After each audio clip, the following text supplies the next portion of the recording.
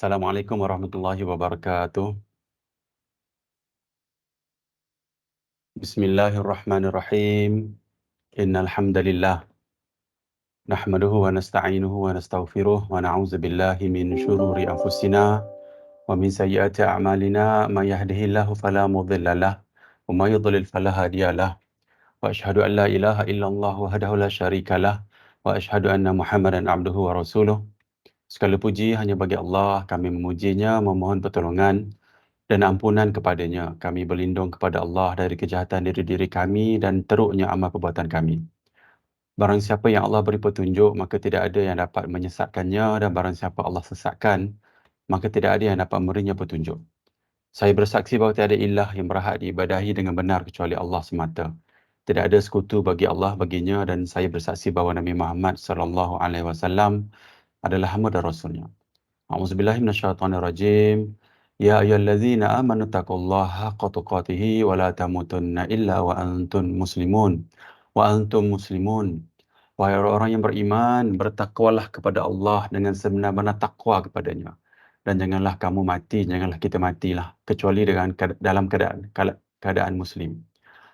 Ya ayyuhan nasu taqu rabbakumul ladzi khalaqakum min nafsin wahidatin wa khalaqa minha zawjaha وخلق منها زوجها وبث منهما رجالا كثيرا ونساء واتقوا الله الذي تساءلون به والأرحام إن الله كان عليكم رقيبا. Wahai manusia, bertakwalah kepada Rabbmu yang telah menciptakan kamu dari diri yang satu, yakni Nabi Adam. Dan Allah menciptakan pasangannya, yakni Hawa, dari dirinya. Dan dari keduanya Allah memperkembangbiakkan laki-laki dan perempuan yang banyak. Bertakwalah kepada Allah yang dengan namanya kamu saling meminta dan peliharalah hubungan kekeluargaan. Sesungguhnya Allah selalu menjaga dan mengawasimu. Ya ayyuhallazina amanu taqullaha wa qulu qawlan sadida yuslih lakum a'malakum wa yaghfir lakum dhunubakum wa may yuti'illaha wa rasulahu faqad faza fawzan 'azima. Wahai orang yang beriman, bertakwalah kamu kepada Allah dan ucapkanlah perkataan yang benar. Nescaya Allah akan perbaiki amal-amalmu dan mengampuni dosa-dosamu. Dan barang siapa mentaati Allah dan Rasulnya, maka sungguh dia menang dengan kemenangan yang agung. Amma ba'du, fa inna asdaqal hadithi kitabullah wa khairal hadi hadi Muhammadin sallallahu alaihi wasallam wa syarrul umuri muhdatsatuha fa inna kulla muhdatsatin bid'ah wa kulla bid'atin dhalalah wa kulla dhalalatin finnar. Sesungguhnya sebenar-benar perkataan adalah kitabullah, yakni Al-Quranul Karim, dan sebaik-baik petunjuk adalah petunjuk Muhammad sallallahu alaihi wasallam, yakni sunnah yang sahih. Seburuk-buruk perkara adalah perkara yang diada-adakan dalam agama. Setiap yang diada-adakan dalam agama adalah bid'ah. Setiap bid'ah adalah sesat, dan setiap kesesatan tempatnya dalam neraka. Mukadimah yang saya baca ni adalah bacaan Nabi sallallahu alaihi wasallam ketika Rasulullah sallallahu alaihi wasallam memulakan majlis lah. Cuma minggu ni saya tak masukkan pengajaran sikit daripada mukadimah ni, tapi saya ingat kita baca secara umum lah, kita ambil ayat ni. Ni ayat Quran surah Al-Ahzab ni, Nabi baca ketika baca hadis ni. Ni ayat Quran, ya ayyuhallazina amanu taqullaha wa qulu qawlan sadida yuslih lakum a'malakum wa yaghfir lakum dhunubakum wa may yuti'illaha wa rasulahu faqad faza fawzan 'azima. Wahai orang-orang yang beriman, bertakwalah kamu kepada Allah dan ucapkanlah perkataan yang benar. So kata kunci sini sebenarnya nak ceritanya tentang perkataan yang benar lah. Kita perlu sentiasa bercakap benar. Apa yang Allah bagi, kalau kita bercakap benar, tengok sini. Allah akan perbaiki amal-amalmu. Bermaksud Allah, sebab amal kita ni banyak yang tak elok lah. Kalau tengok daripada hadis Nabi ni pun, selepas Nabi baca ni, Nabi cerita tentang bid'ah ni kan. Nabi cerita tentang bid'ah. So maksud dia ada benda-benda yang termasuk dalam, benda lain jugalah termasuk dengan bid'ah yang kita buat ni. So siapa yang bercakap benar, insya-Allah Allah bagi dia ilham ataupun daya usaha ataupun nak cari benda yang paling benar lah. Dan Allah bagi katalah orang bercakap benar ni sebab dia memang dalam keadaan benar. So katalah perkataannya benar, perbuatan dia, pemikiran dia, kehidupan dia, mungkin gerak badan dia kan, ataupun pandangan ni pun nak menuju kepada benda yang benar. So seluruh benda tu akan bawa dia benda yang baiklah, yang benar. Yang Allah kata Allah akan baiki amal-amal dia. Dan juga Allah akan ampunkan dosa-dosa dia. Dan tengok ayat last ni, Allah, dan barang siapa mentaati Allah dan Rasulnya, maka sungguh dia menang dengan kemenangan yang agung. So apa yang Allah sebut ni dalam ni, Nabi baca ni, perkataan ni kan, siapa yang ikut ni, dia akan menang dengan kemenangan yang agung. Agung ni bermaksud selepas mati nanti, Allahu Akbar, kita tengok kemenangan yang sangat, tak bolehlah kita nak bayangkanlah kemenangan masa tu. Tapi biasalah atas dunia ni kita tak nampak lagi, sebab itulah manusia ni Allah berikan akal berbanding dengan binatang, supaya akal ni Allah bagi peringatan lah. Binatang ni kita kena pukul kan baru dia buat, tapi manusia ni peringatan-peringatan. Kalau lah peringatan pun kita tak boleh dengar, maksud dia kita sedang menuju perangai binatang jugalah. Which is Nabi dan Allah tak nak sangat manusia ni bersifat seperti itulah. InsyaAllah moga mendapat manfaat daripada mukadimah yang pertama. So format tazkirah hari ni, kita ada penaluan ni. Biasa penaluan ni kita cerita tentang ilmu, nombor 2 kematian lah. So 2 minggu lepas tak buat ada meeting. So minggu ni insyaAllah kita start Ramadan ni kan, kita ada buat sikit lah, kita sambung. Cuma perkara umum ni saya tak ada bawa apa-apa. Nombor 3 ni, hari ni kita nak cerita tentang hafazan Al-Quran untuk part time ni. Macam kita ni kan part time ni. Ni ulangan lah, saya dah buat pack ni yang lama-lama dulu. Cuma nak cerita lagi sebab kita sekarang ni dalam bulan Ramadan. Kita nak lah, sebab bulan Ramadan ni bulan Al-Quran, kita nak banyakkan baca Al-Quran. So nanti kita ceritalah. Cuma jangan takut, senang je, bukan senang lah. Dia adalah kaedah-kaedah dia nak hafal Quran ni. Cuma janganlah kita rasa macam, oh mustahil. Tak mustahil. Sebab Allah yang bagi tahu dalam Quran, Allah mudahkan urusan untuk kita hafal Quran. Tapi kalau kita rasa susah, bahaya jugalah, sebab kita kan beriman kepada Allah, beriman kepada Rasul kan. Allah dah sebut, takkan kita rasa susah. Tapi ada kaedah dia, kita cuba buat. Memang susah dalam konteks kita lah kan. Nak bangun pagi pun susah kan kalau kita tidur lambat semua. Cuma ada kaedah dia untuk kita hafal. Hari ni kita nak cerita sikit lah kaedah ni, insyaAllah. Mana tahu kot daripada ramai-ramai masuk dalam sesi ni, ada 3-4 orang ikut, insyaAllah. Nak cerita pengalaman saya lah tentang hafazan ni. Saya dah banyak kali cuba dakwah orang lah, ataupun panggil orang untuk guna kaedah hafazan ni. Ada seorang makcik dah tua dah, dalam 60 lebih dah umur dia. Dia ikut metod saya lah. InsyaAllah dia, tak silap saya, dia dalam 2-3 line muka surat Al-Baqarah tu nak habis dah. Dia ulang baca, dan saya tolong dia dari sudut bagi audio. Dalam ni saya akan cerita nanti apa yang saya boleh bantulah untuk kita buat, dan apa yang saya buat sekarang lah untuk kita hafal Al-Quran. Dan kena ingatlah, kita ni memang sibuk kan. Ini untuk orang-orang awam, orang biasa ni, bukan kita duduk di. Dan juga benda ni tak menampakkan kita, kadang orang takut kan nanti. Tak, ini untuk orang biasa. Patut orang biasa boleh buat, insyaAllah. Last sekali soalan penutup kalau ada lah. So kita pergi pada penawalan kedua lah, penawalan umum. Pentingnya menuntut ilmu. Daripada Muawiyah bin Abi Sufyan radhiyallahu an, Rasulullah sallallahu alaihi wasallam bersabda, barang siapa yang Allah kehendaki mendapat seluruh kebaikan. Nabi kata barang siapa yang Allah kehendaki mendapat seluruh kebaikan, semua kebaikan, maka Allah fahamkan dia tentang agama. Hadis sahih riwayat Bukhari dan Muslim. So tengok sini kan, kalau kita nak Allah nak bagi kita seluruh kebaikan kan, kita nak faham, Allah akan fahamkan kita tentang agama. So faham ni macam saya sebut tadi tu yang ni. Kalau antara benda yang boleh nak kita faham, kita bercakap benar lah. Antara benda yang tips yang Allah bagi kan. Kalau kita sentiasa dalam keadaan bercakap benar, walaupun orang datang untuk uji kita, orang datang nak untuk buat jahat kepada kita kan. Kalau kita sentiasa bercakap benar, kita tengok pada apa yang Allah nak bagi kan. Allah bagi seluruh kebaikan. Seluruh kebaikan ni, kebaikan di dunia ni mungkin sikit berbanding dengan akhirat.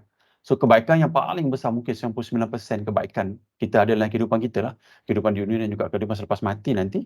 Seluruh kebaikan ni menunjukkan majoritinya berada di akhirat nanti. So kita naklah supaya kita bercakap benar, ataupun kita dalam konteks nak faham agama ni, cari benda yang paling sahih, benda yang paling benar daripada Allah, daripada Rasul lah. Macam tu. So saya baca lagi hadis yang pertama ni sebagai bagi motivasi daripada kita lah. Daripada Muawiyah bin Abi Sufyan radhiyallahu an, Rasulullah sallallahu alaihi wasallam bersabda, barang siapa yang Allah kehendaki mendapat seluruh kebaikan, Allah, semua kebaikan ni, maka Allah fahamkan dia tentang agama. Kena cari, kena berusaha lah tentang agama. So hadis muttafaqun alaihi lah, hadis riwayat Bukhari dan Muslim. Nombor 2, anjuran berdakwah. Dari Sahal bin Sa'ad radhiyallahu an, bahwasanya Rasulullah sallallahu alaihi wasallam bersabda kepada Sayyidina Ali radhiyallahu an, demi Allah, sekiranya Allah memberikan hidayah kepada seseorang melalui dirimu, itu lebih baik bagimu daripada memboleh unta merah. Bermaksud barang yang paling berharga. Sama juga hadis riwayat Bukhari dan Muslim, muttafaqun alaih. So Nabi kata dalam hadis ni, Nabi kata, siapa yang dakwah orang lah kan, lepas tu Allah bagi orang tu berubah yang kita dakwah tu, dia akan dapat benda yang paling berharga. Maknanya motivasi kita bila kita dapat ilmu, kita cuba dakwah orang lah. Kita nak supaya dapat ilmu ni, sebenarnya dapat ilmu yang pertama ni dakwah diri kita sendirilah. Nombor dua, dakwah orang. Dan orang ni pula kita cuba cari orang yang dalam kita punya kontrol lah. Kita boleh kontrol dia. Macam anak-anak kita, isteri kita, maybe mak ayah kita, saudara kita yang boleh kita dakwah. Yang sikit-sikit sebagai latihan untuk pergi kepada benda yang lebih besar. Sebab agama ni Nabi ajar sedikit-sedikit berterusan lah. Kita nak sedikit-sedikit lama sampai tahap yang boleh kita berada mungkin di tempat umum lah dengan orang ramai. Cuma dari konteks ilmu ni, yang pertama ni saya nak sebut, kita ambil benda yang paling sahih lah. Sebab sangat bahaya, kita pergi nombor 3 ni kan. Bila kita ambil ilmu, kita belajar benda yang tak betul, ambil adik palsu pun kita ambil juga dalam ilmu kita ni kan, tak dapat seluruh kebaikan ni, kita ambil benda-benda yang palsu. Tak kena apa, ancaman Allah. Saya baca ayat yang last sekali ni. Allah ni surah Al-A'raf ayat 33. Allah kata, Allah haramkan mengada-ngadakan terhadap Allah apa sahaja yang tidak kamu ketahui. Yang ini berbicara tentang Allah tanpa ilmu. Kita ambil adik palsu, ada dhaifkan, kita cerita ke orang semua ni kan.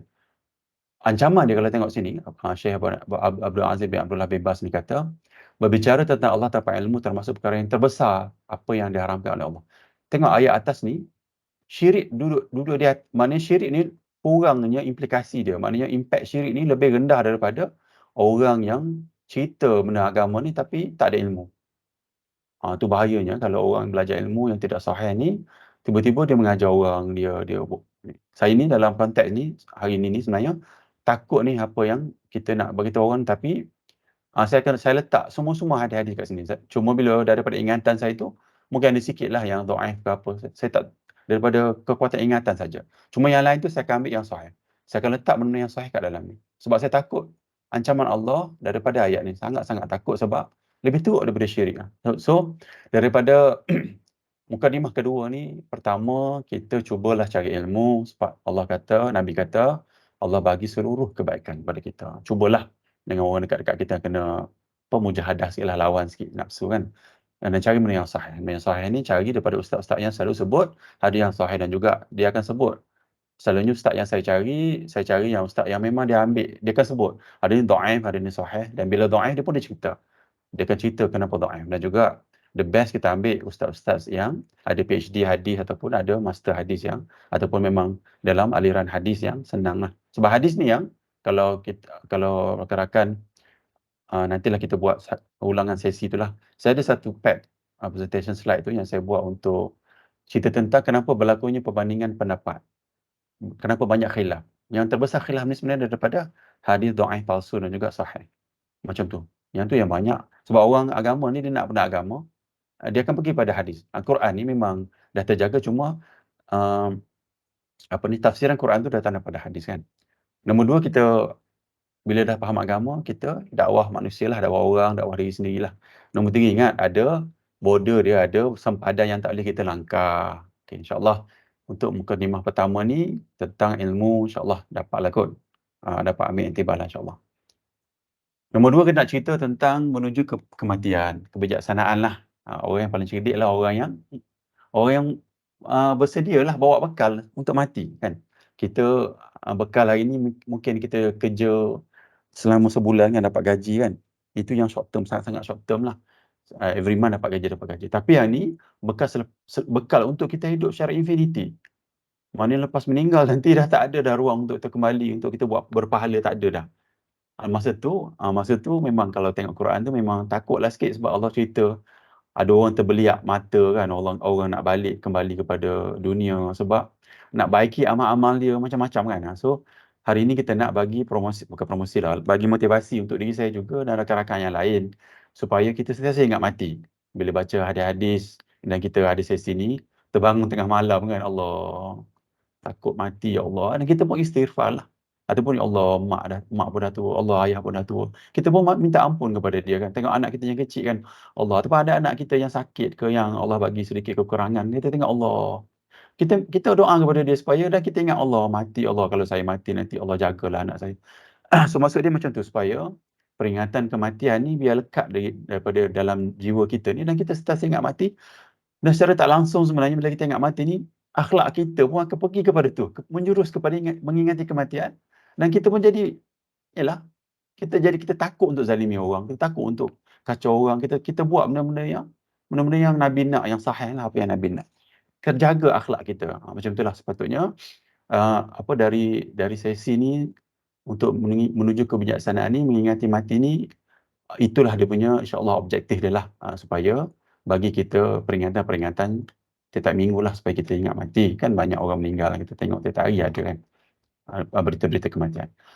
So, Rasulullah SAW bersabda, perbanyakkanlah mengingat pemutus kelazatan, yakni kematian. Hadis yang sahih. So, tadi mukadimah kebijaksanaan kematian tadi pun dah ceritalah, ini maksud dia dalam konteks nak ingat kita tentang kematian. Dari Ibnu Umar radhiyallahu an, ia berkata, saya pernah bersama Rasulullah SAW. Lalu seorang Ansar mendatangi beliau, ia memberi salam dan bertanya, wahai Rasulullah, mumi manakah yang paling baik? Beliau bersabda, yang paling baik akhlaknya. So, pertama, sahabat Nabi ni tanya Nabi, dua soalan lah. Soalan pertama dia tanya, orang mana yang paling baik? Dia tanya macam tu. Nabi kata orang yang paling baik akhlak dia. Akhlak dia kena ingatlah akhlak daripada sudut Al-Quran dan Sunnah yang sahih. Macam tu. Kadang-kadang kita tak berakhlak pun. Kita bercerita kepada orang tentang akhlak tapi kita sendiri tidak ada akhlak, contoh macam orang agama. Yalah, orang yang bagi, kadang-kadang kita macam mana, sebab jarang orang-orang yang memberi nasihat ni dinasihati kan. So kena ada juga antara dua tu lah, orang awam pun nak kena nasihat. Dan kita sebagai orang awam ni kadang-kadang kita rasa jurang antara orang yang memberi nasihat kepada kita tu terlampau jauh kan, kita rasa. Jadi dia bawa satu perasaan yang kita ingat dia tu sempurna tau, which is sangat-sangat tak betul lah. Sebab manusia ni banyak kekurangan tau. So kita nak kena dakwah lah, maksud dia akhlak, kalau dia tidak berakhlak baik, kita kena tegur dia, benda tu kena ada. Dan ada hadis yang sahih Nabi sebut tentang pahala orang yang cegah mungkar lah. Selalunya akhlak yang buruk ni, orang kita nasihat dia, kita nak cegah mungkar dia lah. Dan mungkar orang agama sokol ni, dia bukannya dari sudut dia pergi berzina, dia buat seokok, tak. Dia dalam konteks agama juga. Contohnya yang saya sebut tu, maybe dia buat benda bid'ah ataupun buat benda yang hadis palsu ke apa kan. So kita dalam konteks tu akhlak dia masa tu buruk lah, tidak mengikut akhlak yang baik. So kena ingatlah yang akhlak baik yang Allah sebut ni, yang Nabi sebut ni adalah akhlak mengikut kacamata Islam lah, mengikut Quran dan hadis yang sahih. Lalu mumi manakah yang paling cerdas? Ini yang paling cerdik, sahabat tadi tanya. So Nabi kata, beliau bersabda, yang paling banyak mengingat kematian dan yang paling baik dalam persiapkan diri untuk alam berikutnya. Itulah mereka yang paling cerdik lah, hadis yang sahih. So dua kata kunci dekat sini. Satu, yang paling banyak ingat mati. So hari ini kita tengah dalam keadaan ataupun dalam perjalanan untuk ingat mati lah, daripada slide ni. Nombor dua, yang paling baik. Yang paling baik ni dalam persiapkan diri ni adalah amalan yang paling sahih. Nabi tak sebut yang paling banyak, tak. Nabi sebut yang paling baik. So kita nak buat benda yang sedikit, kena smart kan. Yang sedikit tapi berkualiti. So kita nak ambil yang paling sahih dalam siapkan diri kita. Kita takut nanti bila kita meninggal nanti tengok, alamak, 30% je yang sahih. Alamak, yang 70% tadi tidak sahih. Masalahnya dengan tu ada implikasi lain, sebab kadang-kadang orang tegur dia tentang yang tak sahih tu. Lepas tu dia jawab, whatever yang dia jawab lah, kadang-kadang boleh jadi, jawapannya boleh jadi mungkin bawa kepada hukum kufur orang tu, sebab dia menolak apa yang Nabi kata kan, macam tu. So hati-hati sikit, kita kena tunduk dengan apa yang sahih lah kan, sami'na wa ata'na kan. Kadang-kadang reaksi kita tu terlampau menjangkaui apa yang kita tahulah. So kita kena ada humility lah, rasa rendah diri, takwa tu ada rasa banyak lah, sedikit lah. Okay, nombor dua ni, Nabi bagi sahabat Nabi ni untuk cerita tentang kematian ni, hadis nombor dua ni basically nak bagi tahu, satu, tentang akhlak. Nombor dua, kita nak ingat mati lah, ingat mati, dan juga kita nak cari benda yang paling sahih, insyaAllah. So ini perjalanan kita menuju sini, dekat sini, alam kubur ni, dekat sini. Panjang ni perjalanan sampai ke sini. So kita masih lagi ada sisa yang terbaki ni. Tak semestinya senior meninggal, junior pun meninggal kan, orang kecil. Saya ada abang, dua orang abang dah meninggal dah, masih kecil, kembar. Dan juga mak ayah saya pun dah tak ada dah. So tak semestinya yang muda tak meninggal ataupun dia akan hidup lama, tak semestinya. Dan yang tua tak semestinya akan meninggal dulu. Kita mungkin nak datang ni. Sementara masih ada nafas ni, kita cubalah beramal dan berbekal, sebab paling cerdik kan. Nabi kata kan, paling cerdik. Yang paling cerdik adalah orang paling genius ni, yang hebat ni, kita ingat mati. Sebab payahlah sebenarnya, sebab 24 jam ni sebenarnya sikit saja masa yang kita ingat mati lah, kita spend masa untuk ingat mati. Tapi kalau kita faham konsep ni, kalau kita cuba kikis banyak benda dalam hidup kita, sentiasalah kita ni, saya nak sebut ni bukannya bermaksud ingat mati dia berzikir sepanjang masa.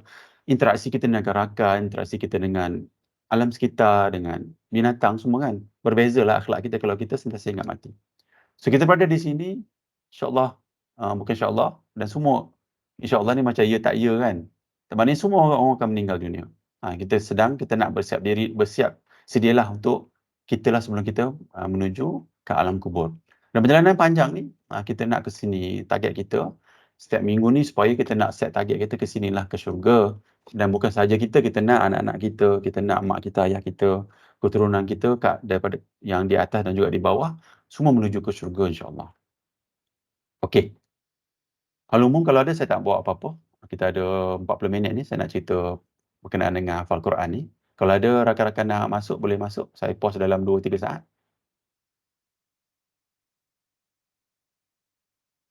Okey, kalau tak ada, kita nak masuk ni hafazan Al-Quran part time untuk mereka yang bekerja. Duduk rumah pun boleh juga yang tak kerja. Tapi kat rumah pun kerja jugalah kan. Kalau suruh rumah tangga tu adalah banyak kerja. Ada anak lagi nak hantar sekolah, anak. Macam-macam lah kerja dia. Dari Anas bin Malik radhiyallahu an, daripada Rasulullah sallallahu alaihi wasallam, baginda bersabda, permudahkanlah, jangan susahkan. Berilah kabar gembira dan janganlah membawa orang lari. Hadis riwayat Bukhari. Ini motivasi kita sebab dengar orang hafal Quran ni kita rasa macam takjub, takut. Allah hafal Quran, budak-budak tahfiz kan, dia pergi surau kan. Tengok budak tahfiz duduk angguk-angguk hafal kan.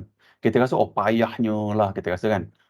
Payahnya memang macam tu pun saya rasa dulu kan, tapi bila dah buat ni, bila dah kita hafal tu rasa Allah, benarlah apa yang Allah kata. Sebenarnya Allah bagi tahu.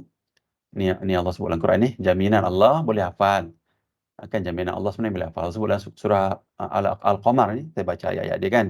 Bagi motivasi sikit supaya kita tak rasa takutlah, tak rasa macam hantar anak pergi sekolah tahfiz, payah, budak-budak senang hafal, kita susah. Tak, boleh.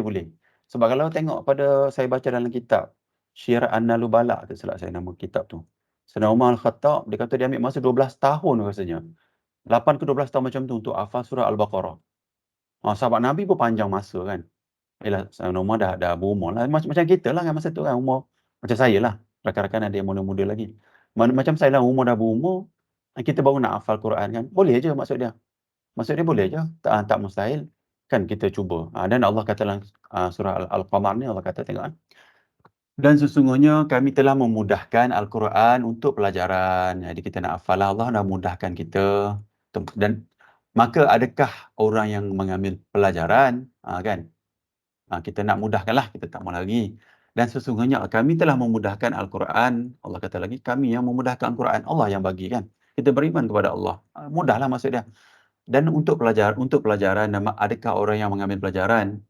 Dan sesungguhnya kami telah memudahkan. Kata banyak surah Al-Qamar yang Allah sebut ni. Tengok Allah dah ulang-ulang kata yang sama sebab nak bagi tahu kan.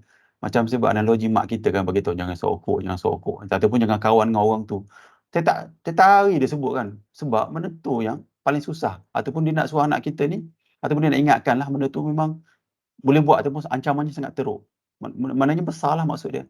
Ini Allah nak beritahu kita ni. Maknanya benda ni sebab orang, perception orang ni payahlah. Betul, Allah kata mudah. Kita semua susah kan. Allah nak kata mudah ni, banyak ni cerita ni. Dan sesungguhnya kami telah memudahkan Al-Quran untuk pelajaran dan maka adakah orang yang mengambil pelajaran? Dan sesungguhnya kami telah memudahkan Al-Quran, saya baca sampai habis ni walaupun ayat dia macam sama kan. Untuk pelajaran, maka adakah orang yang mengambil pelajaran? Sama juga yang ni kan. So maksud dia Allah nak bagi tahu yang mudahnya Allah akan tolong kita untuk baca Quran. Sebab banyak manfaat dia sebenarnya. Sebab tadilah yang kita tengok ayat yang Allah nak bagi kita faham agama tu kan. Allah bagi seluruh kebaikan. Yang ni banyak sangat kebaikan kita dapat. So, saya baca dulu hadis-hadis yang bagi dorongan dan semangat kepada kita sebelum kita pergi kepada kaedah dan metod dia. Pertama, keutamaan menghafal Al-Quran. Bagi motivasi sikit. Kedudukan selepas mati adalah kadar hafazan. Saya ambil daripada kitab ni lah. Kitab Dr. Yahya bin Abdul Razak ni. Daripada Abdullah bin Amr, Rasulullah SAW bersabda, dikatakan kepada orang yang menghafalkan Al-Quran nanti, bacalah dan naiklah serta tartillah perlahan-lahan sebagaimana engkau membacanya di dunia. Kerana sesungguhnya tempatmu darjat di akhirat sesuai dengan ayat akhir yang kamu baca, yakni hafal. Surah hadis riwayat Abu Daud, hadis ni ada yang sahih. Ibn Hajar Al-Haytami rahimahullah berkata, hadis di atas menunjukkan keutamaan khusus bagi orang yang menghafal Al-Quran. Ni ulama kita kan, Abu Hajar Al-Haytami ni. Dia kata orang yang hafal Quran ni ada special dia di mahsyar nanti. Bukan sekadar membaca Quran. So kita nak jadi orang yang apa yang Nabi sebut ni, kita nak tengok baca sekali lagi. Bacalah dan naiklah serta tartillah perlahan-lahan sebagaimana engkau membacanya di dunia. Kerana ni kata kuncinya. Kerana tempatmu darjat di akhirat sesuai dengan ayat yang akan kau baca. Kalau kita baca 1000 ayat, ataupun kalau kita hafal dalam 500 ayat, level kita di mahsyar nanti level 500 lah. Tapi analogi saya je tu, maknanya level kita benda-benda gaib kan tak tahulah. Maknanya tinggilah kedudukannya berbanding dengan orang yang hafalnya kurang. So kita pertama bagi motivasi pada rakan, kita nak hafallah Quran macam itulah. Nombor dua, sunnah lah. Teladani Rasulullah sallallahu alaihi wasallam. Ikutan kita Rasulullah sallallahu alaihi wasallam menghafalkan Al-Quran pada setiap bulan Ramadan. Jibril ni guru Nabi lah. Guru Nabi datang kepada beliau untuk meneliti hafazan beliau. Hal ini diceritakan oleh Ibnu Abbas radhiyallahu an. Rasulullah sallallahu alaihi wasallam adalah orang yang paling dermawan, dan beliau lebih dermawan lagi di bulan Ramadan kerana beliau bertemu malaikat Jibril. Dia jumpa guru dia pada bulan Ramadan, tak malam dia jumpa. Dia happy bila Nabi suka sangat bersedekah sebab dia nak tunjuk kegembiraan dia kan. Jibril alaihissalam menemuinya setiap malam untuk mengajarkan Al-Quran. Tengok sini. Maknanya Nabi ni setiap malam, sunnahnya kita ni setiap malam kita hafalah, kita cuba hafal baca ataupun pagi pada bulan Ramadan. Dan kedermawan Nabi SAW melebihi angin yang berhembus. Maknanya cepatnya Nabi bersedekah. Cuma sini saya nak fokus kat sinilah. Kita sepanjang bulan Ramadan ni nak mengikuti sunnah Rasulullah SAW. Kita cuba hafal ulang-ulang baca. Katalah kita baca 3 jam, banyak lah kan daripada. Dan 3 jam tu pula dia akan lekat ingatan hafazan tu dalam jiwa, dalam hati kita. Macam tu insyaAllah. Nombor 3, membaca Al-Quran adalah ibadah yang agung. Abdullah bin Mas'ud radhiyallahu anhu berkata bahawasanya Rasulullah SAW bersabda, siapa yang membaca satu huruf dari Al-Quran maka baginya satu kebaikan. Nabi kata siapa baca satu huruf, alif dapat satu kebaikan. Satu kebaikan dilipatkan, maknanya digandakan lagi menjadi 10 kebaikan. Alif tu dapat 10 kebaikan. Dan saya tidak mengatakan alif lam mim satu huruf, tetapi alif satu huruf, lam satu huruf, mim satu huruf. Maknanya alif lam mim kita baca 3 huruf dapat 30 kebaikan. Kat situ kan Nabi kata kat sini. Ada yang sahih. So kita nak motivasikan diri kita, maknanya pahala kita baca lagilah dengan ulang-ulang tu, katalah sejam baca, baru katalah 10 patah perkataan Arab tu kan. Berapa banyak pahala kita dapat? Mana 10 darab. Banyaklah, terlampau banyaklah kita baca. Jadi, pahala kepada kita, dan pahala tu adalah bekal kita selepas mati, dan inilah yang kita sedang buat ni insyaAllah. Nombor 4, baca Al-Quran adalah perniagaan yang tidak pernah rugi. Kan kita bekerja, tapi ada orang kadang-kadang dia buat part time kan, sebab kita nampak berniaga ni nak untung kan. Tapi sebenarnya Quran ni, kalau kita baca Quran ni, Allah Ta'ala ni analogikan baca Quran ni sebagai berniaga yang tak pernah rugi. Memang confirm akan untung. Bukan mana makan untung. Ini bukan scam lah ni. Ini memang Allah Ta'ala bagi tahu. Memang kita kena beriman dengan ayat ni. Kita dengar orang scam memanglah cerita baik punya kan. Percentage dapat kan. Tapi tak pulangan yang baik. Tapi ini adalah pulangan yang tak akan rugi. Kita baca apa yang Allah kata surah Al-Fatir ni ayat 29-30. Sesungguhnya orang-orang yang selalu membaca kitab Allah dan mendirikan solat dan menafkahkan sebahagian dari rezeki yang kami anugerahkan kepada mereka dengan diam-diam dan terang-terangan, mereka itu mengharapkan perniagaan yang tidak merugi, agar Allah menyempurnakan kepada mereka pahala mereka dan menambahkan kepada mereka dari kurnia-Nya. Sesungguhnya Allah Maha Mengampun lagi Maha Mensyukuri. Yang selalu membaca kitab Allah ni kan, yang ni adalah perniagaan yang tidak pernah rugi. So kita motivasikan diri kita lah. Dan kita tahu kan berniaga ni kalau kita biasa pernah lah pencuri perniagaan kan, cuba jual something, memang kadang memang rugilah. Kalau dah untung, kita tak kerja kat sini lah kan. Kadang-kadang untung banyak. Maksud rakan-rakan yang cubalah untuk, berniaga, mungkin tak jadi ataupun mungkin ada sikit-sikit sekarang ni, tapi tak dapat tampung lagilah.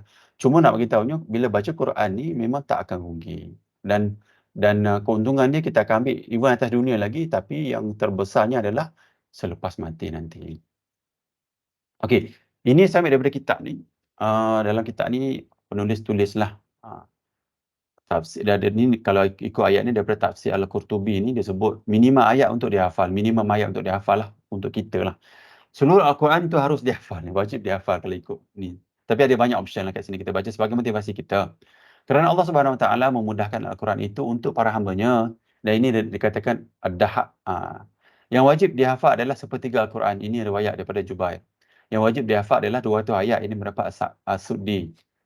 Yang wajib dihafal adalah 100 ayat. Ini pendapat Ibn Abbas. Yang wajib dihafal adalah 3 ayat seperti surah terpendek ini pendapat Abu Khalid Al-Qinani. Maknanya ada banyak pandangan tapi kita cubalah cari, kita cubalah hafal banyaklah kan. Untuk kita capailah katalah zaman dulu memanglah kalau ikut zaman macam zaman Imam Syafi'i dulu kan. Kalau tengok pada definisi apa ni Al-Hafiz kan kita sebut nama ulama kan Al-Hafiz Ibn Hajar Al-Asqalani. Al-Hafiz tu kalau tengok dekat depan ni kan nama Al-Hafiz. Al-Hafiz hari ni kita sebut orang-orang zaman sekarang ni Al-Hafiz tu kita refer kepada orang yang hafal Quran kan. Tapi zaman dulu Al-Hafiz tu ulama-ulama zaman silam, Al-Hafiz tu bermaksud dia hafal beratus ribu hadis. Al-Hafiz pada zaman dulu, ulama dulu kalau nama dia sebut Al-Hafiz kat depan dulu, dia sebenarnya bermaksud dia telah menghafal beratus ribu hadis. Sebab dia silent hafiz Quran. Sebab Quran zaman dulu memang secara normalnya budak kecil-kecil memang ayah-ayah kita ni menghantar anak-anak dia hafal Quran dulu. Jadi kebiasaan semua orang hafal Quran. Macam tu. Tapi zaman sekarang tidaklah. Yang hantar sekolah tahfiz kan semua baru dapat ni lah. Cuma dia orang lagi hebatlah sebab dah hafal Quran, ambil ilmu lain pula. Ambil ilmu lain pula untuk diri dia lah. Maksud dia macam Quran tu jadi dia tengok yang pandangan pertama ni lah dia tengok kan. Macam tu. Cuma hari ni kita nak zaman dah berubah, masyarakat dah berubah, ujian pun banyak dan kita pun jauh daripada Nabi SAW kan. Dan ulama-ulama pun dah ramai meninggal dunia. Kita cubalah cara yang terbaik untuk kita hafal Quran lah. Sebab kita ni, saya sebut kat sini lah. Kita ni sebenarnya, inilah konsep dia, kita ni sebenarnya kalau kita tanya soalan lah kan, bilakah kali terakhir kita hafal ayat Quran kan? Saya lah. Masa kecil dulu lah hafalnya kan. Mak kita hantar sekolah, saya punya guru agama tu sebelah rumah je, Tok Wan, arwah dah Tok Wan tu, mengajar Quran. Saya pergi rumah sebelah je, dia duduk mengajar mengaji kan. Ataupun kat sekolah tu mengaji. Lepas tu tak pergilah. Ataupun masa SPM tiba-tiba nak kena hafal ayat Quran kan.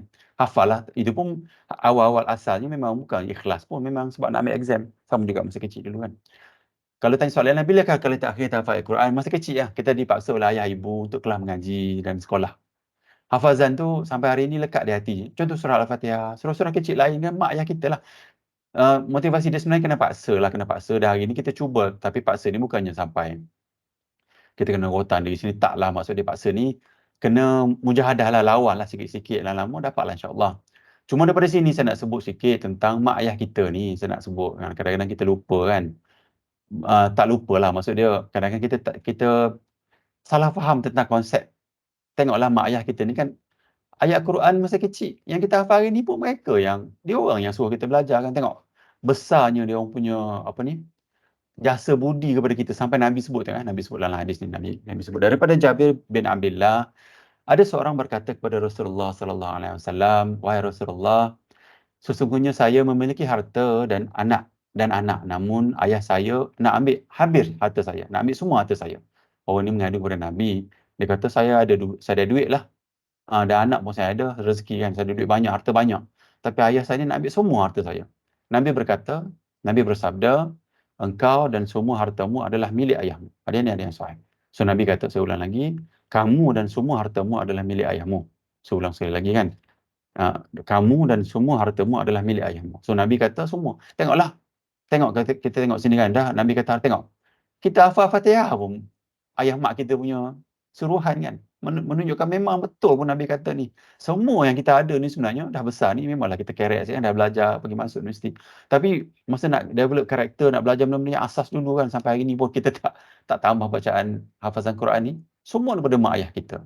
So sebab itulah hadis ni sangat besar maksud dia lah. So kita sebenarnya dalam konteks lain lah nak sebut tentang kita ni sebenarnya milik ayah kita lah, maksud dia macam tu. So kita tak maulah kita derhaka ataupun sakiti dia orang, ataupun cubalah fokus banyak, bagi masa fikirlah panjang. Dan saya duk fikir-fikir kan, macam contohnya kita tanya diri kita kan, macam kita kerja kan, buat brainstorming lama-lama kan sampai malam-malam sebab nak buat sesuatu benda lah. Ada tak kita buat brainstorming untuk mak ayah kita kan, untuk gembirakan dia orang? Apa benda lagi yang boleh saya nak gembirakan mak ayah kita kan? Sebab ultimately kita kepunyaan dia, kita bukan kepunyaan syarikat pun kan. Kita bekerja dengan syarikat pun, tapi yang lebih tinggi hierarki dia sebenarnya mak ayah kita lah. Ini saya nak relate sebagai motivasi, sebab masa saya tanya soalan ni saya teringat hadis ni, jadi saya letaklah, at least ada benda lain yang kita dapat manfaat, insyaAllah. Okey, ni nak masuk kepada bantuan hafazan lah sebenarnya, konsep hafazan ni. Nanti saya ceritalah. Cuma daripada atas ni, insyaAllah saya ingat rakan-rakan dapatlah ambil iktibarlah daripada sini, mukadimah ni sebagai motivasi. Pertama, ayat Quran yang cerita tentang untuk mudahkan baca Quran kan. Nombor dua, kita nak cerita keutamaan hafal Quran ni. Satu perkataan dapat 10 pahala. Kalau banyak bacaan ulang-ulang, beratus ribu, berjuta-juta pahala lah maksud dia.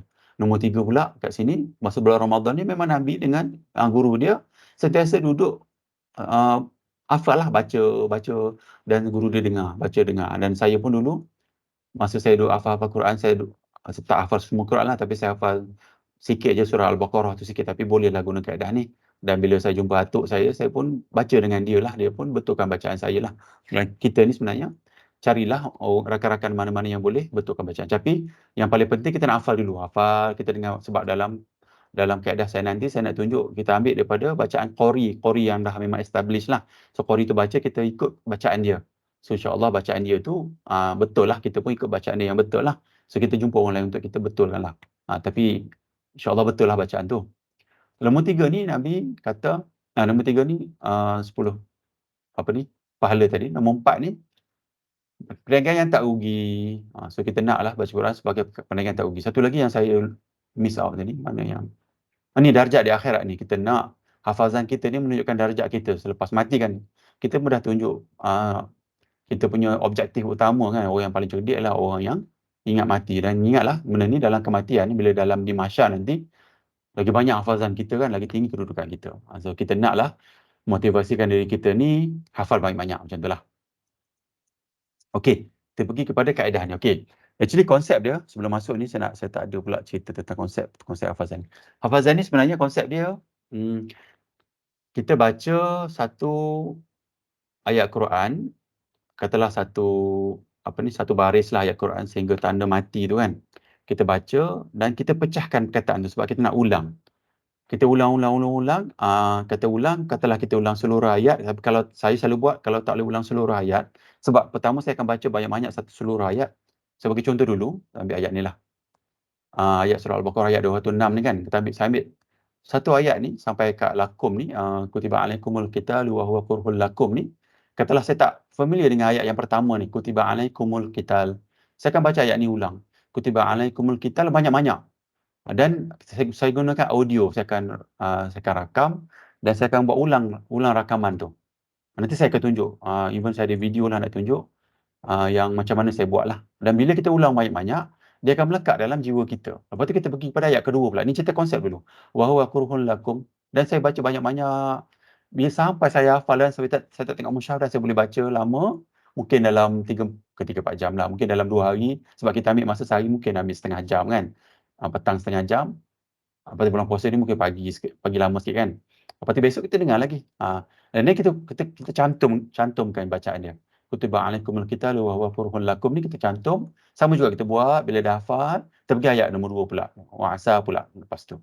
So konsep dia macam tu. Lama-lama kita ambil, kita dah hafal satu ayat, tapi tak apalah. Saya selalu kalau dululah masa tengah-tengah semangat kan, satu baris ni dalam seminggu. Kalau kita buat, maknanya setengah jam sehari, insyaAllah seminggu boleh hafal. Tapi sebenarnya, daripada langsung tak ada kan, ataupun kita dah buat setahun 2 tahun kan, mungkin 10 muka surat.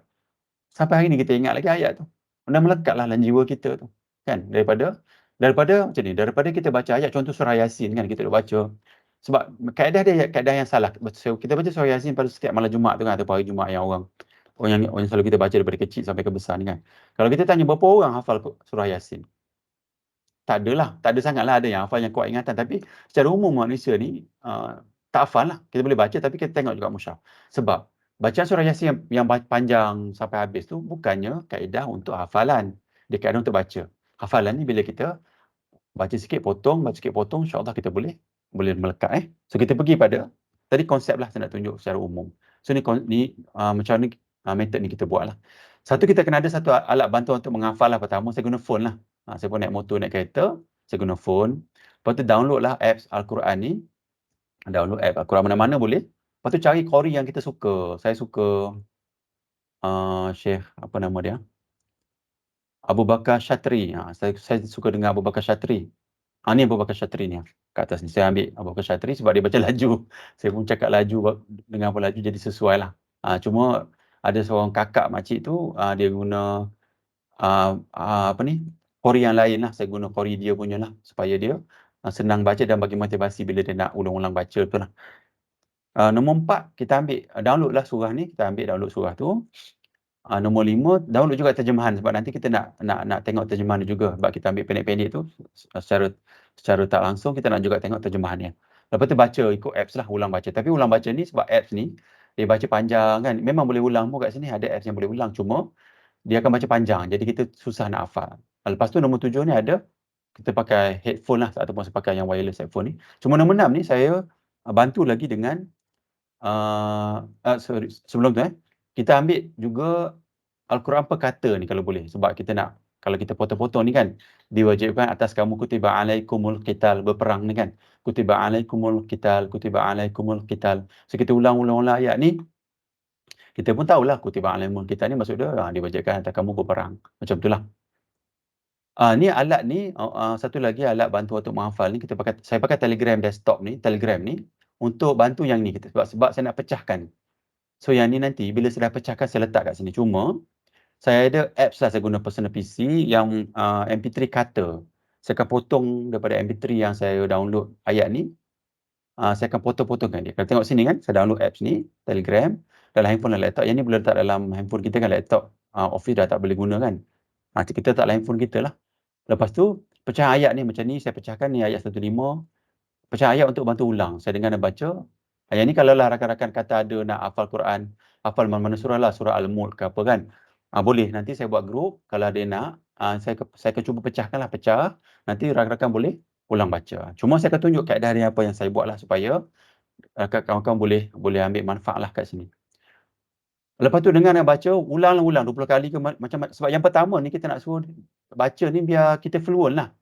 Bila kita dengar dan kita bolehlah ikut sikit-sikit kan, boleh baca. Ini nak cerita bukan orang yang macam yang dah advance tak apalah, yang belum advance macam saya ni kan. Pergi kepada buka Quran ni memang kita gagap-gagap lah sebab kita pelupa kan. Tapi kalau kita ulang-ulang baca, mula-mula nak baca dulu ayat ni penuh biar bolehlah mulut kita lafaz. Ikut pada qari yang baca tu. Lepas tu baru kita potong Lepas tu ada part pecahan audio. Macam ni saya pecahkan 4 lah untuk kita ulang dengar. Ulang baca lagi keadaan pertama, pecah macam contoh ni kan yang pertama ni. Kutiba alaikumul qitalu wa huwa kurhun lakum ni. Ada MP3 ni saya dah potong dan kita ulang baca. Ulang dengar, kita dengar lama dan kita boleh ikut. Saya akan pause dan saya akan cuba baca. Tapi kadang bila saya baca tak boleh nak baca semua. Saya kena dengar audio lagi, saya akan pecahkan lagi. Kutiba alaikumul qital. Yang tu saya akan guna saya punya mulut sendiri. Ataupun saya akan guna voice recorder. Saya akan record guna mulut saya sendirilah, suara saya sendiri. Lepas tu saya letak dalam voice recorder dalam phone kita tu kan. Jadi saya export ke Telegram dan saya akan ulang-ulang sebab Telegram ni dia fleksibel banyak lah. Saya ingat WhatsApp pun boleh kot sekarang ni, dia boleh ulang-ulang bacaan. Macam tu Nanti saya tunjuk real punya contoh lah. Lepas tu nombor 2 gabung, sama juga bila dah baca wilayah pendek ni kita gabung. Buat keadaan yang sama, ulang yang gabung bila dah baca kan baca ulang. Cuma the best waktu adalah waktu kalau kita nak start macam nak mulakan ayat baru, the best memang untuk waktu subuh ataupun waktu tenang masa tu. Memang insya-Allah kita akan fokus masa tu. Lepas tu untuk ulangan, masuklah dalam kereta, kita ulang dengar dalam kereta kan. Hantar anak sekolah, kita pun dah bacalah, anak pun dapat manfaat kat belakang, kita dengar ulang-ulang baca. Macam tu. Nombor 3 ni pecahan lagi, sama juga, kita pecah ayat baru ni, wa asa ni kan. Kita pecah ayat baru, lepas tu kita ulang lagi, kita gabung pula ayat 3, 4. Macam tadi kan. 1, 2, 3, 4, last sekali, satu ayat boleh ulang. Katalah seminggu, sebulan dapat 1 ayat. Daripada langsung tak ada. Daripada umur kita katalah umur, 15 tahun last kita hafal Quran kan, 15 tahun, umur 15 tahun dulu, atau umur kita 15 tahun dulu last hafal umur saya 47 hari ni, nak masuk 48 ni kan, tak hafal-hafal langsung kan contoh. Lepas tu kita hafal satu ayat ni kan dah banyak improvement tu kan. Daripada langsung ada void kat situ kan, 15 sampai 15 tahun tak ada ayat Quran baru masuk dalam hati kita dan kita ada benda baru masuk. Kita start, kalaulah keadaan ni boleh bantu kita dan kita cuba ulang-ulang. Memang sibuk tapi tak apalah. Kalau kita meninggal pun dalam keadaan kita sebagai penuntut ilmu insya-Allah. Dan kita sedang menuju ke situlah macam tu. Okey, ni bukan penutup lagi, penutup pada hafazan ni nanti saya nak tunjuk sebelum penutup ni saya nak tunjuk video jap saya. Ini video yang memang saya rekod pagi tadi yang saya tengah hafal ayat baru, jap saya tunjuk Jap.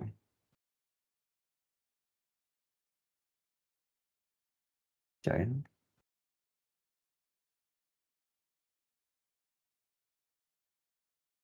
Keluar jap.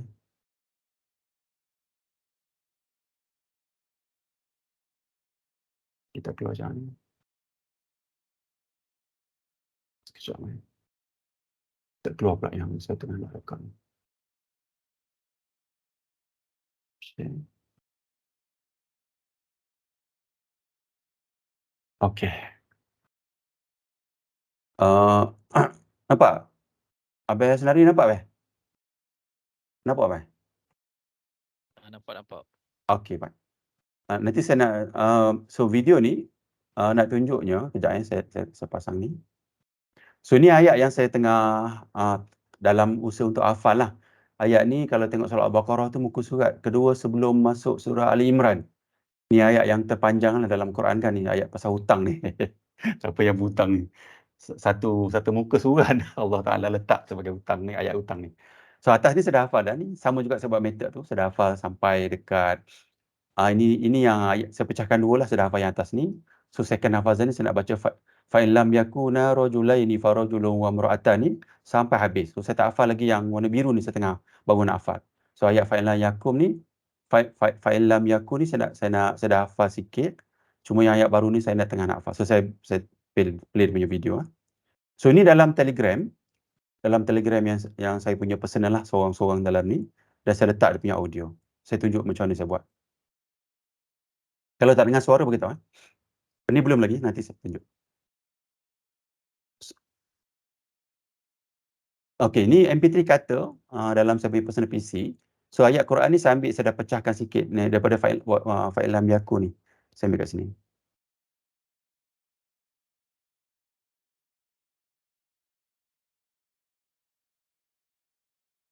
Suara tak ada apa. Oh, tak ada suara. Sekejap saya share balik. Saya share balik. Alright. Okey. Kejap Okey. Nanti dia buka. Okey. فإن لم يكونا رجلين فرجل وامرأتان ممن ترضون من الشهداء أن تضل إحداهما فتذكر إحداهما الأخرى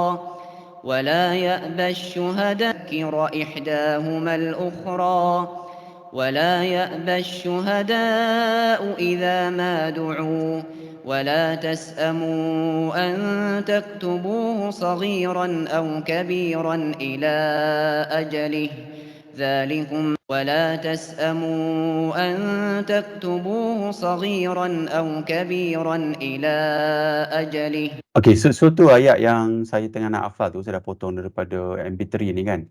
So saya akan cut yang itu aja, wala tu, daripada wala, saya tak hafal lagi ni pun. Daripada ayat tu dan saya akan save kat dalam saya punya Telegram.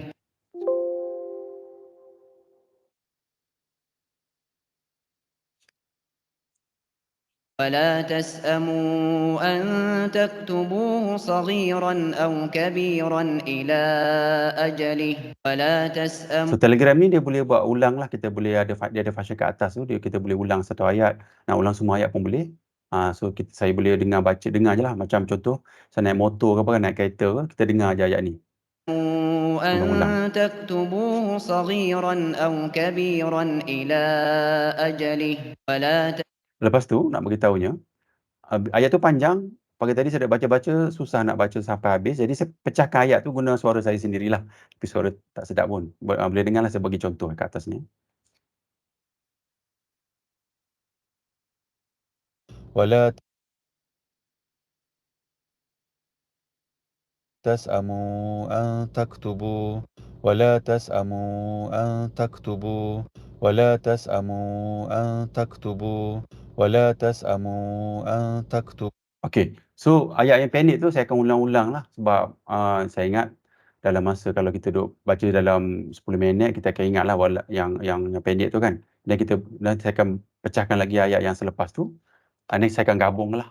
InsyaAllah selalunya ayat macam ni dalam 3-4 hari lah kot. Kalau kita continuously buat, boleh lah kot dalam seminggu, habis satu baris lah, seminggu satu baris. Lepas tu saya akan gabungkan balik. Okey, saya nak stop sekejap kalau ada soalan apa-apa. Okey, boleh Sekejap saya pergi balik kepada PowerPoint. Cuma in summary lah. Tadi kan saya tunjuk kita ada telefon kan, kita ada phone, kita ada Telegram ni. Cuma Telegram ni kalau tengoklah yang seorang makcik tu dia memang guna Telegram lah, memang sangat-sangat, kalau saya lah memang sangat membantu. Sebab setiap kali kita baca ni memang nak tengok mushaf kan. So nak tengok mushaf tu kita akan tengok dekat Telegram. Dalam Telegram ni pun saya akan letak, kadang saya akan post dia punya mushaf tadi, saya akan post. Sekejap saya tunjuk yang mana. Saya akan post mushaf ni dekat dalam Telegram tu biar nampak. So bila saya terlupa je saya akan tengok balik perkataan ni. Okey, so boleh nampak konsep dia kan macam mana kan. Okey.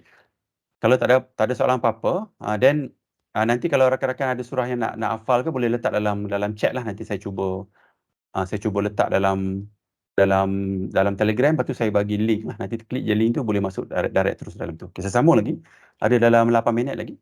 So dah kita baca kaedah ni, sebab kaedah hafazan ni sebenarnya memang ulangan, dan pergi ayat-ayat lain ulangan, cuma kita bantu dengan teknologi yang ada. Lepas tu ni nak bagi motivasi kat rakan-rakan jugalah kan, dah beli phone mahal ni kan, at least adalah benda yang kita guna untuk akhirat kita kan, tak adalah lara sangat. Memang pun sebab sebagai manusia, bukanlah kita tengok, kita tak naklah letak manusia ni sebagai macam makam tinggi sangat kan. Kita tak mau, manusia ni memang banyak buat dosa pun dengan tengok YouTube, dengan normal lah kan. Tapi dalam masa yang sama kita ada phone kita ni kan, kita kerja pun kita buat, dan kita buat juga benda-benda yang ingatkan, benda-benda bekal kita selepas mati nanti. Dalam konteks ni kita cubalah untuk gunakan teknologi ni untuk hafal Quran. Okey. Sebagai penutup untuk hafazan ni ada dua slide lagi. Saya baca hadis Nabi. Daripada Aisyah radhiyallahu anha, Nabi SAW bersabda, "Wahai manusia, lakukanlah amalan mengikut keupayaan kamu." Ini nak mudahkan urusan kita ni. Sebab hafal Quran ni kita nampak terlampau, ya Allah, hebatlah budak-budak baca. Tak mudah. Allah cakap tadi, Allah bagi tahu dalam Quran, boleh, tak ada masalah, boleh. Tak ada hati tak gelap pun. Orang gelap hati pun boleh baca, tak ada. Semua orang sama je. Boleh, insya-Allah. Saya baca hadis ni lagi, saya baca lagi. "Wahai manusia, lakukanlah amalan mengikut keupayaan kamu. Sesungguhnya Allah tidak jemu hingga kamu jemu." Mana Allah tak jemu nak tolong kita ni. Kita buat sikit. Lama-lama kita rasa macam la haula wala quwwata illa billah, kita baca perkataan tu kan. Kita kata Allah aja tolong kita, sebab tiba-tiba boleh baca kan. Tiba-tiba boleh baca satu muka surat. Allah, tak pernah terfikir pun kan. Rasa macam Allah ajaibnya. Tak ajaib pun sebenarnya, sebab Allah dah beritahu dalam surah Al-Qamar tadi kan. Amalan yang paling Allah suka adalah amalan yang berterusan walaupun sedikit. Kita cubalah bulan Ramadan ni mungkin jadi satu titik permulaan kita sebagai motivasi kan. InsyaAllah bulan Ramadan 2023 ni kita start hafal, maybe 5 tahun akan datang dah 10 muka surat. Ataupun 5 tahun akan datang dah surah Al-Baqarah dah habis. Masya Allah, hebatlah kita boleh start hafal Quran kan, macam tu. Lama baca-bacalah lama, bolehlah hafal Quran kan. Penutup sebab untuk hafazan ni, Rasulullah SAW bersabda, barang siapa yang melapangkan satu kesusahan dunia dari seorang mukmin, maka Allah melapangkan dirinya satu kesusahan di hari akhirat. Barang siapa memudahkan urusan atas orang yang ada masalah, kesulitan dalam masalah hutang, maka Allah memudahkan atasnya di dunia dan di akhirat. Barang siapa menutup aib, tutup malu seorang Muslim, maka Allah menutupi aibnya di dunia dan di akhirat. Allah sentiasa menolong hamba selama hamba itu sentiasa menolong saudaranya. Barang siapa yang meniti melalui berjalan satu jalan untuk mencari ilmu, maka Allah memudahkan jalannya untuk menuju syurga. So hari ini kita sedang tazkirah dan juga tengah belajar untuk hafal Quran ni kan. Allah mudahkan jalan kita menuju syurga. So ayat benda perkataan Nabi atas ni pun sangat penting juga. Tapi saya nak fokuskan atas yang ni. Kita sedang mencari ilmu dan kita nak hafal Quran ni. Allah akan mudahkan jalan kita menuju syurga insya-Allah. Tidaklah suatu kaum berkumpul di salah satu rumah Allah, yakni masjid, untuk membaca kitabullah dan mempelajarinya di antara mereka. Sekarang ni kita guna Teams lah, tak ada di masjid insyaAllah. Dapatlah manfaat ni jugalah insyaAllah. Melainkan ketenteraman turun atas mereka, rahmat meliputi mereka, malaikat mengelilingi mereka dan Allah menyanjungi mereka di tengah para malaikat yang berada di sisinya. Barang siapa yang lambat amalnya, maka tidak dapat dikejar dengan nasabnya. So, hadis riwayat Muslim. So ini penutup kepada hafazan Quran. Kita ada 4 minit lagi. Dan ini nak tutup lah kita punya sesi. Unless rakan-rakan ada komen ataupun apa-apa soalan, ada dekat dalam chat ni. Surah Al-Mulk kan? Okey, boleh. Boleh. Telegram. Nanti saya bagi, kalau nak buat Al-Mulk, kita cuba buat Al-Mulk kat sini lah. Nanti saya bagi dia punya link. Dan rakan-rakan boleh klik kat link tu, insyaAllah dia. Tapi klik daripada phone lah. Boleh kan? Nanti saya test dulu. Saya bagi link ataupun boleh bagi handphone number dan saya add dalam handphone. Mana-mana option pun boleh lah insyaAllah. Okey. Kita tangguh kita punya sesi. InsyaAllah kita akan jumpa lagi minggu depan. Nanti saya akan buatlah grup untuk surah Al-Mulk. Subhanakallahumma wa bihamdika asyhadu an la ilaha illa anta astaghfiruka wa atubu ilaik. Wassallallahu ala sayyidina Muhammadin wa ala alihi wasallam. Assalamualaikum warahmatullahi wabarakatuh. Waalaikumsalam warahmatullahi wabarakatuh.